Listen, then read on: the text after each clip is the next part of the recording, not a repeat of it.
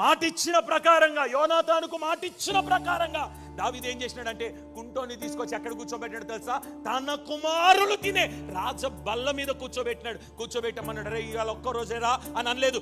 సదాకాలం నువ్వు బ్రతికినన్ని దినాలు ఈ బల్ల మీదనే కూర్చొని తినాలి.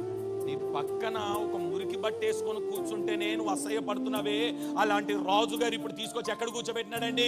రాజకుమారులతో కూర్చోబెట్టినాడు. అంటే ఏ ఘనతనిచ్చినాడో తెలుసా? యోనాతాను లేకపోయినా నా స్నేహితుని కుమారుడు రాజస్థానంలోనే కూర్చోవాలి. ఇదండి దావీదు కోరిక.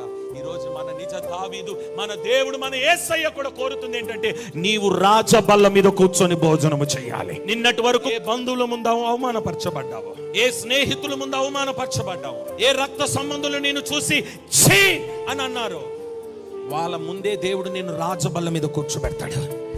రాజ ఆహారముతో నిన్ను పోషిస్తాడు. రాజును చూసినట్టుగా నిన్ను చూస్తాడు.